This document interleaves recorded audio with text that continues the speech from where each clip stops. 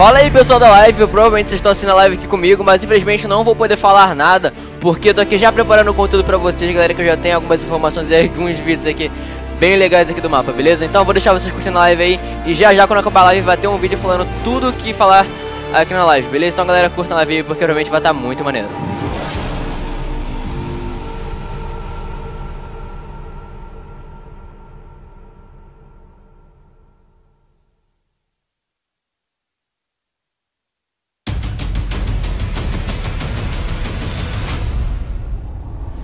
What have you done to Alistair Rhodes?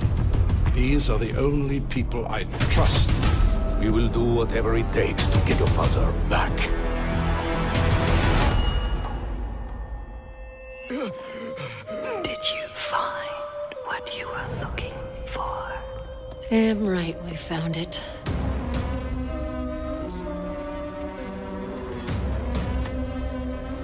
We're not the first ones in here.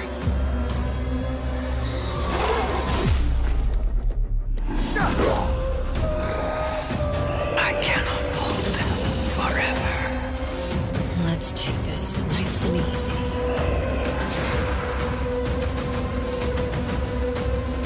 Just like your father, I too am a prisoner. Please, Set us free.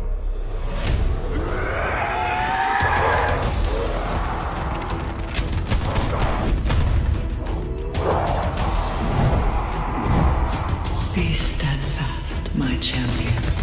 Alistair! That artifact. It's stuck.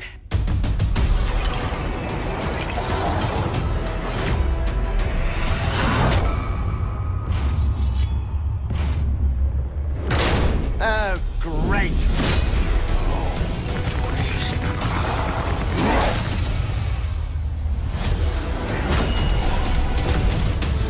Gaia finds you worthy. Her hand is yours. Watch your back, mademoiselle! The winged steed will aid you.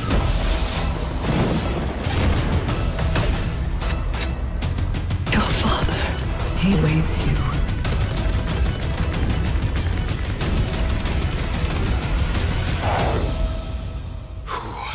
I hope. Scarlet.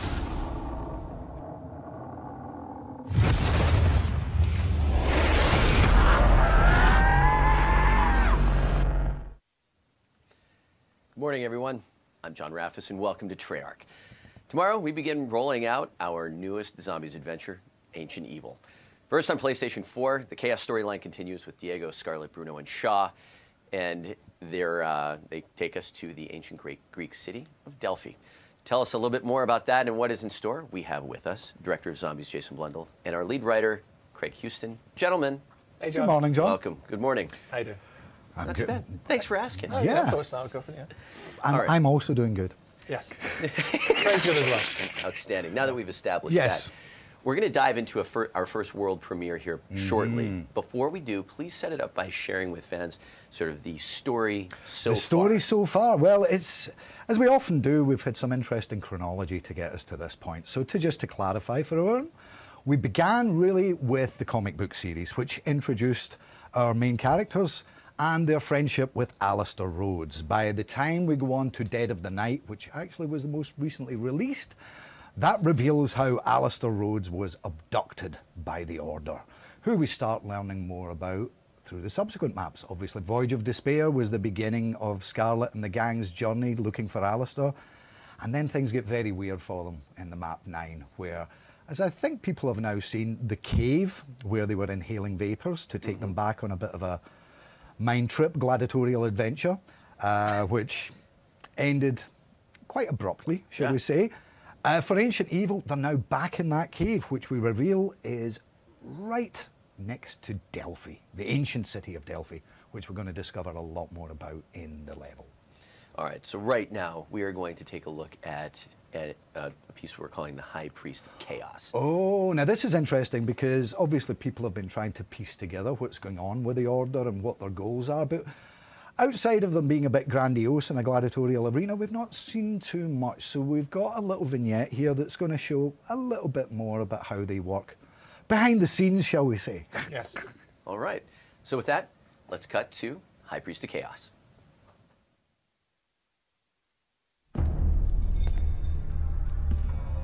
I know you are afraid, my child, but you must have faith. Your fear is only a product of your imagination. Prove that you are worthy. Do it. This is your path to true enlightenment.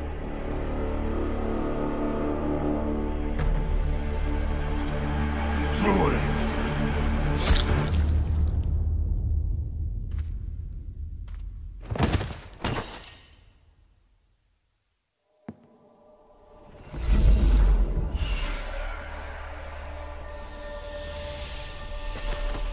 The door between life and death swings both ways.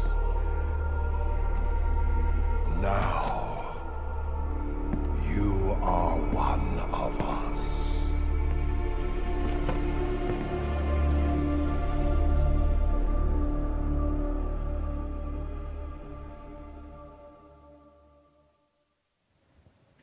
So what I understand is like that was modeled largely after Zombies production meetings. That's kind of how that that looks like. Now you know how the sausage is made. There you go. There you go. So Ancient Evil. Yes. Bring us into the world. What did we just see? Well, what we just saw is a kind of thematic thing that we will touch on more, and we've touched on in the past, even if people didn't really realize it. I think we saw a little bit of the same kind of shenanigans going on in the music video for Dead of the Night. Those who were wondering quite how poor Godfrey managed to get a voice speaking to him in his head. So it's revealing a little bit about how the Order works. But for Ancient Evil, we're getting thrown full on into Greek myth. We're getting into all the fun stuff that so much of these kind of things are really, they've been inspired by a lot. You know, we've touched on different ancient beliefs and gods and things, but you know, the Greek myths are kind of the granddaddy of them all. So jumping into that is very special. Well, as we get into gameplay, we see a lot of the Greek mythology playing out with a lot of the new enemy types that we see. So what do players have in store for them there? Well, you know, players are going to have fun that the animators couldn't. Because we have got some creatures that made life very difficult. We've got the Giganese, who have 6 arms. Are you pronouncing that right? I hope so. Yeah. I hope so. Okay. But they have 6 arms, and they wield swords and spears and shields, and you know, that's significantly more work than animating your usual character. So, you know, hats off to the animation team for doing such a sterling job. At the other end of the scale, we have the Spartoi warriors who, you know, they're not only deficient in the arm department, but they lack skin. They are your classic skeleton warriors, which... They also lack frames as well. So they lack frames? What do you mean, like glasses? Well, so I've got to call this out. So okay. It was a deliberate callback to films that we kind of grew up with yes. Ray Harryhausen, right? Yeah. With the Jason and the Argonauts. Jason and the Argonauts. You have to point at me just because I've got that name. But we really kind of tasked the animation department to kind of give us that stop motion feel, that hand animated feel. So it actually turns out to be more complicated than it first seems, because our engine likes to smooth everything over. Yeah. So it actually took a lot of work from the animation department to make it very kind of juttery and kind of and look like you're kind of animating it by hand. So there's our homage to. Okay, new weapons also appear in Ancient Evil. What can players expect to get their hands on? Well, there's a bunch of fun stuff. One of the big ones is a new kind of gauntlet, the Fallen Hand, which, you know, kind of like some of our other previous special weapons, comes in different forms, and players are going to have to experiment to see all of those. There is earth, wind, light, and death are the different powers that you can give that gauntlet. And you might have seen, you know, some of those effects in the trailers, but again, it's about giving more ways to dispatch all those fun new enemies that we've got. So yeah, there's some others besides that. And there are a number of new traps that are being introduced, including this, what is it, steam bath trap? The steam bath, I'll tell you what, yes. I've fallen for that one once or twice. Yes, I have fallen into one. Didn't spill my drink, but the bath is, you know, if you've ever wondered what boiling zombies is like, you're going to make a particularly unpleasant zombie soup if you heat up these baths to scalding temperatures. In He's just laughing at me. He's doing so well. That's fantastic. Oh, in the footage that we just saw here, we saw Pegasus coming in. Yes. We also saw that in the gameplay trailer at the onset of the stream. So tell us about Pegasus. Why is Pegasus there? What's he bring to the table? Well, he doesn't bring anything to the table with his hoofs because he can't carry things very well. No. Pegasus. He likes the opposable thumb. Yeah. Pegasus is almost a bit of a special weapon in his own right. There's a few things that he does that we're not going to get too into, but you can befriend him, shall we say, and you can use him as a kind of area of attack weapon. You know, he has wings, so he doesn't always need to come down to ground level. But from the skies, he can rain down destructions, plural. That's how many zombies he can kill, more than one. But you need to make sure you bring sugar cubes. Okay, so it turns out that there are a number of new tributes, perks, talismans, and elixirs. Let's jump in. First of all, before you explain the tributes, we do have an ally in this map, which is something that we don't do too often. I mean, you could argue about how friendly the dragons were and stuff, but we have the Oracle, who is a big feature of this map, and she helps you along the way with guidance, a little bit of backstory, and tributes. I'm going to pay tribute to Jason as he explains a bit of that. I'll just throw that over to me, right? Yeah, okay. I'll give you an order later. Yeah, so she's an ally, and that's a big deal for us, because normally we put things into maps that are trying to kill you. So we thought, you know, let's make a change. Let's do something slightly different. So she does things like, when you go down, she will revive you. She can also open doors. She can give you ammo when you're going low. She'll even highlight quest items if you're searching for something. Let's say you're building a shield or something like that. It is a bit give and take though, because kind of like, you know, some of the challenges on 9, you're more rewarded for the things that you do rather than just, hey, free gifts for everyone. Yes, but having a positive element that's not trying to kill you seemed like a fun change. Yes. I like the sound of that. Yes. All right. Don't get used to it, kids. No. Right? Yeah. The Zomshell, new perk. Yes. I will, as always, let it for the audience to kind of explore with it. But basically means that you can, if you shoot a zombie, there can be a chance of an explosion. It can also then leave a gas behind that then can also then cause other zombies to also then die as well. And then with the alt, if you kind of put it in the 4th perk slot, then you can also, by going into the smoke, also essentially get zombie blood. So it's a multifunctional perk. All right. Coming down the last on my list, we've got 2 new talismans set up for tomorrow. Yes. Well, 2? I've got a cheat sheet here. What does your cheat sheet say, Jason? I'm going to read my cheat sheet because we've changed the names always at the last second. Yes, so got it. And some of these are hard to pronounce, so sorry everyone. I'm going to read from the names. Okay, so I'm just going to list them because to go through all the things is too long. That's a longer story. So dividended yield elixir, we've got an elixir. Yep. Talking about regeneration elixir, bullet boost elixir, and then we have the Whimsical Quacknarok. Yeah. Which, you know, with ducks, you know. It's whimsical. Whimsical. We have a suitable elixir, battered dragon scale talisman. Got some talismans there. Glowing, and here we go. You did the word. This Phylactery. Phylactery. Phylactery. I'm phylactating at the moment. Please don't be like us and be illiterate. Work out what that word means. And then, obviously we talked about the Zomshell as well. So there's a whole slew of talismans, perks, and that is the correct collective term. Yes. A slew. Okay, we're going to come back to Ancient Evil. We're going to roll out the IGC here in a moment. Nice. Before we do, just a couple housekeeping items, things that we've got coming up over the course of the next 2 weeks. Jason, I know a little while ago you talked about split screen pause and server pause. Got that planned for an update in the near future. Yep. And those are firsts for zombies, correct? I believe so. It's when you put these features in, it's always about getting it right. So we wanted it a little bit earlier. It's coming a little bit later, but it's coming to zombies. Outstanding. And I guess just sort of on a general note as it relates to gauntlets, what should players sort of expect, kind of keep in mind for future gauntlets?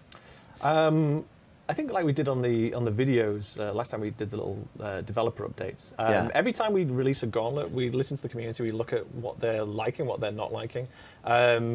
We're always very careful that we're not just kind of following the loudest voices in the communities, but what we try to do is, if we're seeing people gravitating towards a certain idea, we'll incorporate that, and that's what we're doing each time we're doing a gauntlet. And then sometimes, if something's a bit sticky for people, you know, having a bit of trouble with it, we'll keep it as well because, you know, again, it's supposed to be a mix between challenge and reward. You know, it should be introducing you to mechanics, and then also providing a challenge for you as you get through the rounds. Is there anything else that we just sort of want to, like, any housekeeping items that we want to share before we get into the world premiere of the IGC for Ancient Evil? Well, the only thing I'd say is I'm really excited about this map. We've previously said that the remaining maps on this season will return to the Ether story, so I think this is a really special place to leave the Chaos crew, and I think people are going to have fun with it. All right. Well then, guys, thank you very much. Looking forward to Ancient Evil tomorrow. And for now, we will world premiere the IGC for Ancient Evil.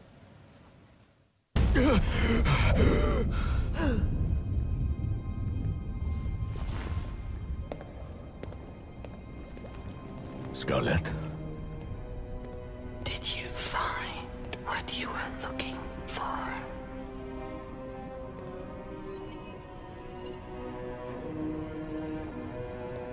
Damn right we found it.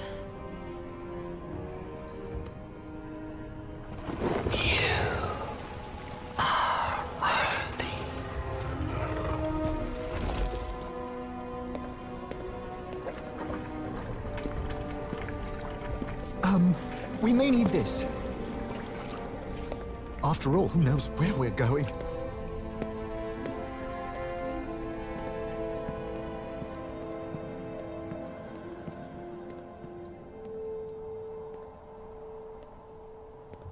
Behold, the great and mighty city of Delphi.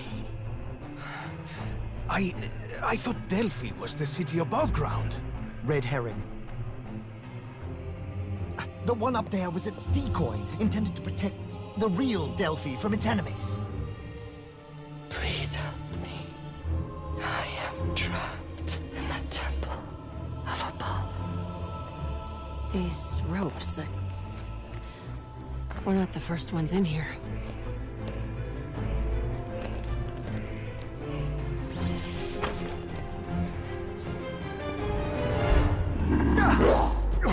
I cannot hold them forever.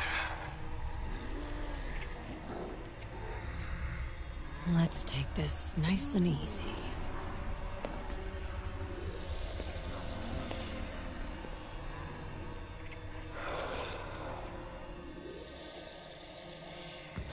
The unclean wretches have tormented me for centuries. Look, I know coming here was my idea and all, but I'm starting to have some second. Please.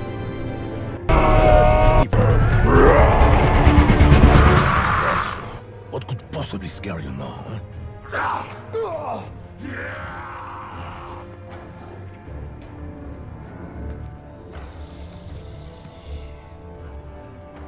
Know thyself. I hope you know what you're doing, Scarlet.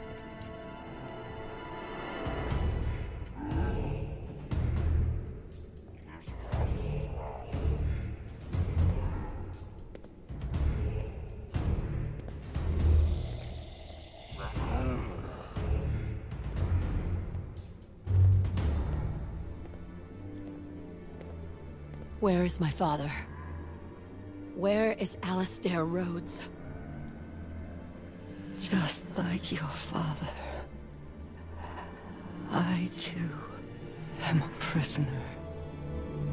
These bonds prevent me from freeing him. Please, I beg of you, set us free.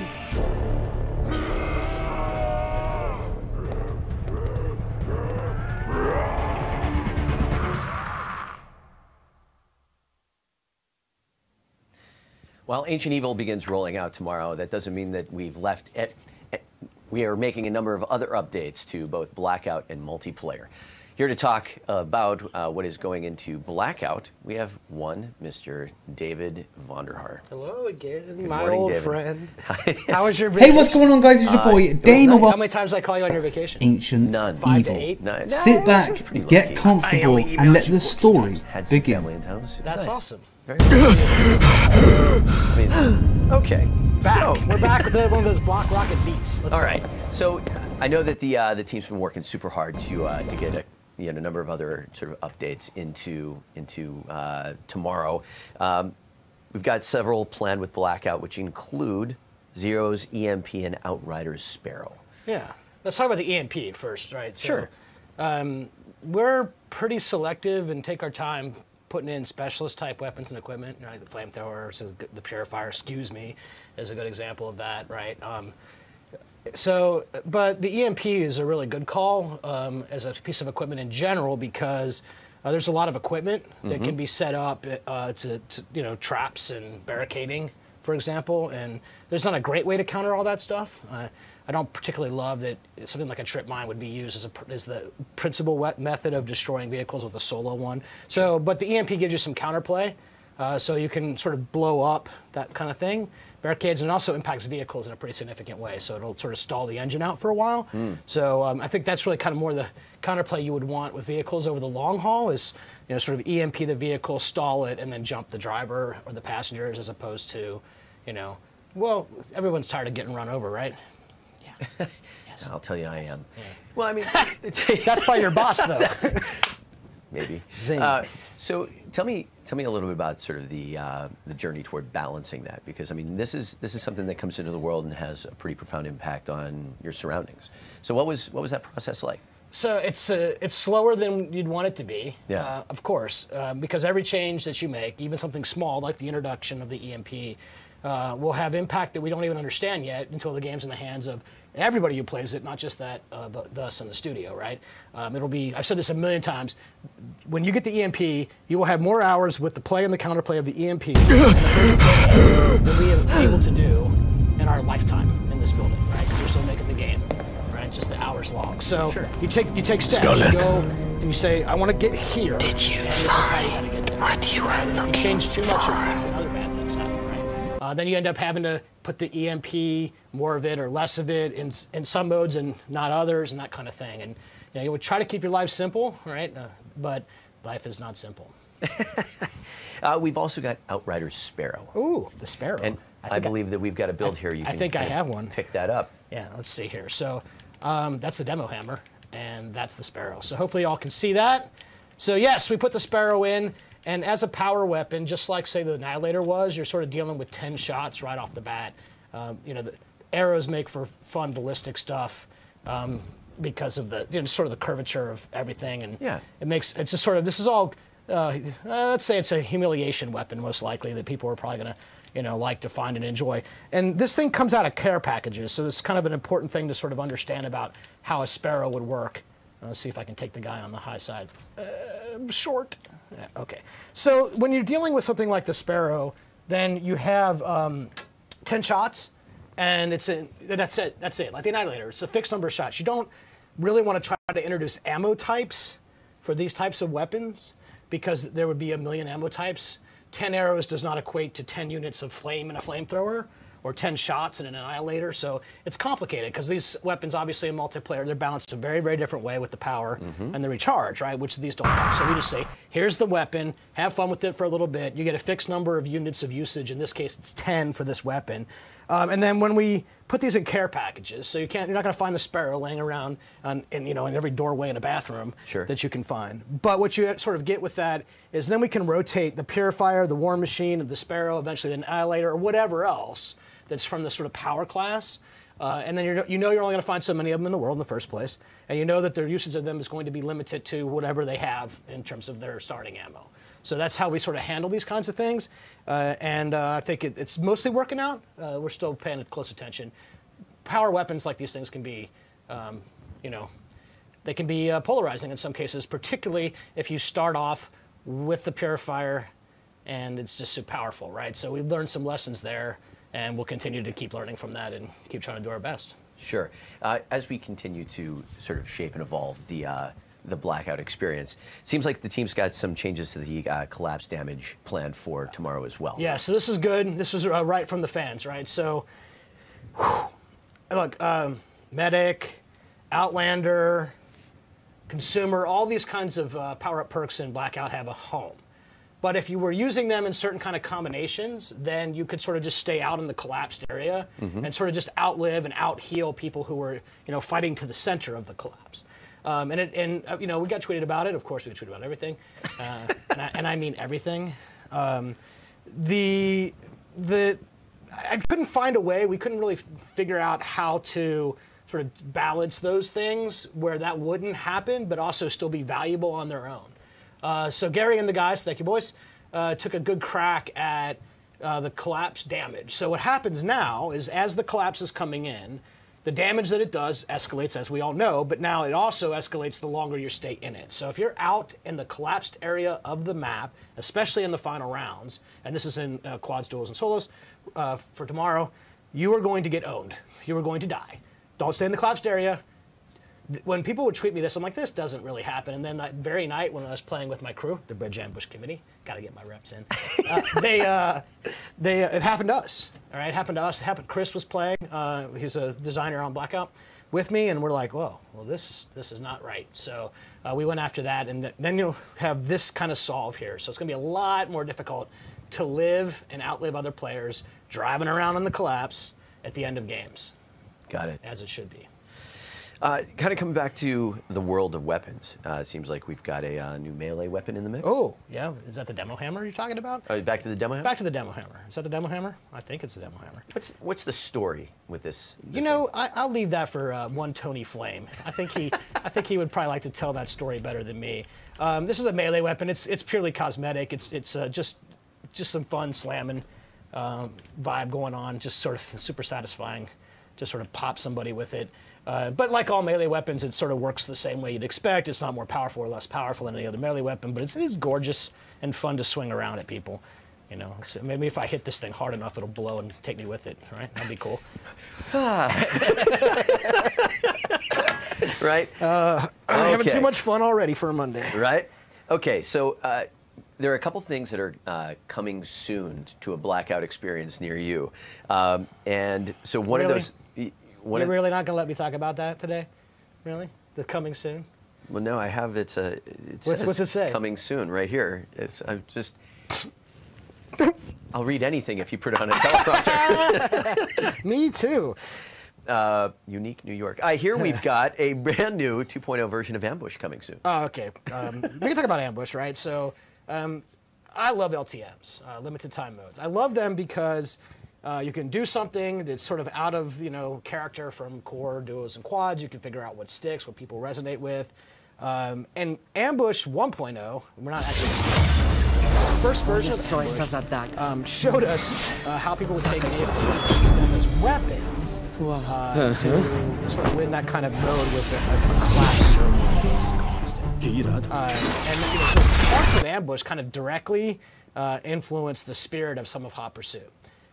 On the flip side, this is not how Ambush is played. So we took out the things that make that problematic, particularly the ATV. Scarlet. The ATV being fast, the gun. Did you? So that you can't even have this. We also took out the SDM because of the way that its fire rate works. And that's a bummer for me personally because that was my go-to gun. But you have to do the right thing for the mode, and it's not the right thing for the mode. We put in shotguns.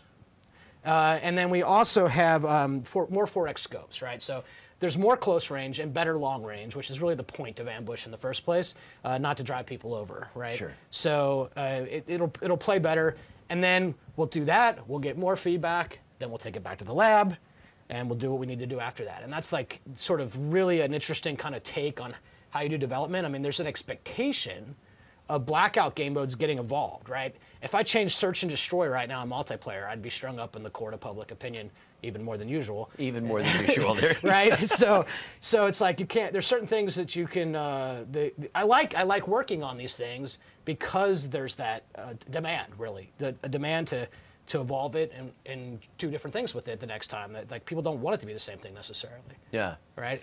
Well, speaking of evolution, it seems like there are some updates to the After Action report. Yeah, so this one's been on my to-do list for a long time, so I'm really glad that we finally got some traction around this. I don't think any of us were super satisfied with the kind of information that gets displayed to you when the game is over. Yeah. And we've made one change to it, which is a journey to the change that's coming in next. You know, a lot of people had said it was difficult to rank up in Blackout, for example, which is why we did all the work we did in the last update in the prestige levels. There's a whole world of challenges that will give you merits, and you don't have to do much except play the game. And maybe you would just go a little left or a little right if you knew what they were and they were better exposed to you, for example, right? Sure. So this is a very simple example.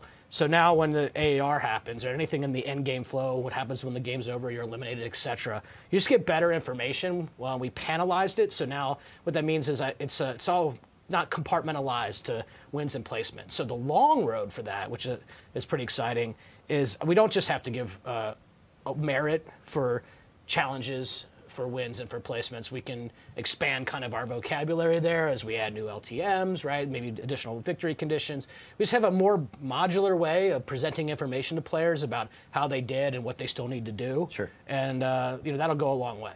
Nice. And kind of last on the list here is no specifics, kind of, you know, is there anything else that we might be seeing? This is the thing I thought you were saying I couldn't talk about, but now you're saying I can't talk about the thing that you can't talk about. But yeah. There's a really, really cool thing about to happen for every hot dropper on the planet. Wink. Wink. That's how I wink. You like that? There you go. Just go ahead. There you go. Just leave now. now. Meme that, right? I give him the best memes, baby. This is what we do. It's a gift right there. You're welcome. All right. So is anything else on the Blackout front that you wanted to toss up before we go to the world premiere of our next declassified episode? Listen, there's so much happening.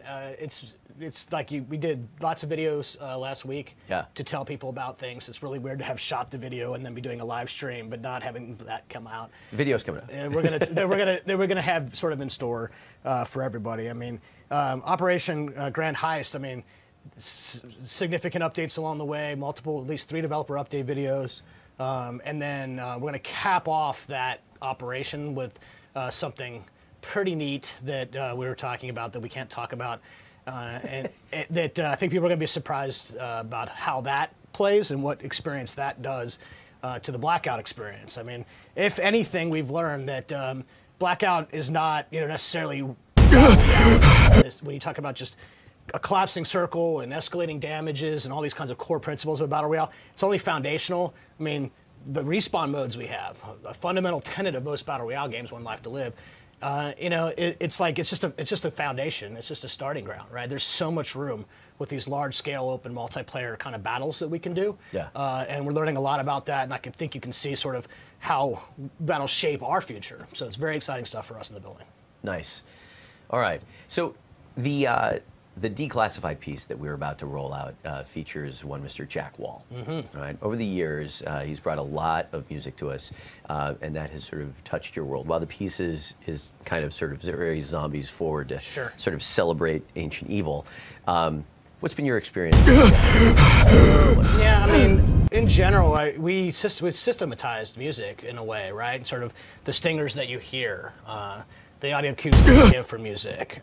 So over the years, it's been pretty fun working with Brian Too, the entire audio department here at Treyarch, to sort of understand how those things could work and what kind of mood you could set, or how do you explain a victory versus a defeat, especially a multiplayer, using sort of the music stingers, for lack of a better word.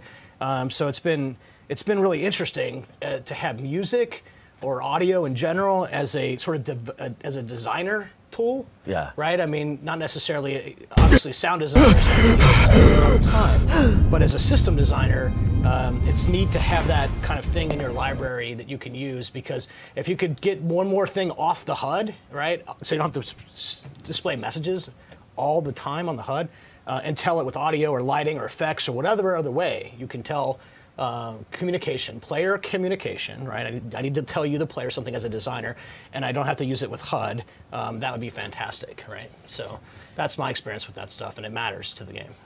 Well, recently we caught up with members of our world-class audio team, as well as our good friend of the family, composer Jack Wall, to tell the story about music in the game.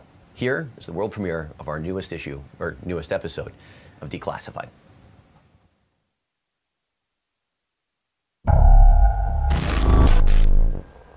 Jack is one of the hardest working, nicest people I've ever had the pleasure of working with, period. Him and his entire team are enormously talented, and their dedication to the project is second to none.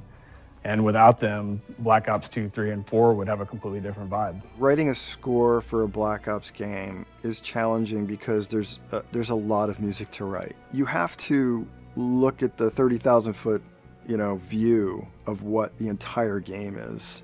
Brian will always joke that we have to get Jack everything, because he wants everything. He wants story, he wants art, he wants any videos, he wants taped conversations about how we're going to design the game. I love steeping myself into the game as far as I can to really understand what it is. And then I feel like before I write any notes, I'm all over every scrap of paper they can give me. Then I'll start writing because I feel like I've got it. My process for writing is very iterative. I start with usually a melody. I'm a very melodic composer. I love melody. I'm just writing and I keep making passes at it. I keep painting on the canvas and then, just like a visual artist would do. In Black Ops 4, we had a new challenge in that we didn't have a campaign to score, and almost all the music in these games gets developed in campaign and then branched out to the other parts of the game. This time we were going to try to ship 4 zombies maps. And unlike the campaign, the music in zombies is generally map specific. We don't really take round starts from one map and put them in another one unless there's a good reason for that. So we kind of had to work in a slightly different way than we had in the past, where we're looking more at the level environment and less at the characters for the most part. Black Ops 4 instrumentation really doesn't matter as much as the variety of music to fit all the different maps that are coming out and to somehow figure out the cross-pollination between each one so that the themes travel from one map to another in sort of a seamless way.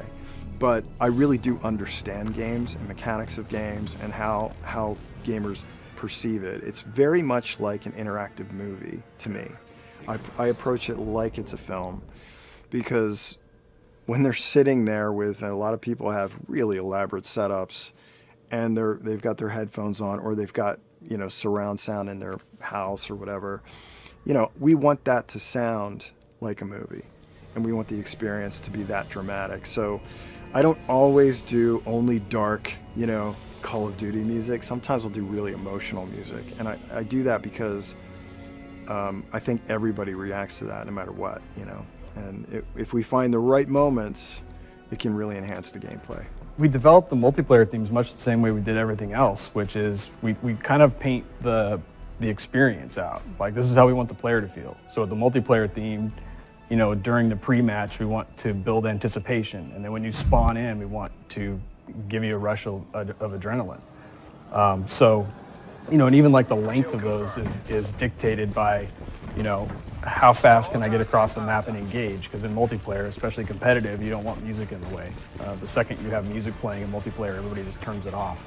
So we optimized it by looking at the smallest map that we had and then sprinting across it and saying it's about 16 seconds. When I get into the really dramatic cues that I have to write, nothing kind of communicates emotion the way that an orchestra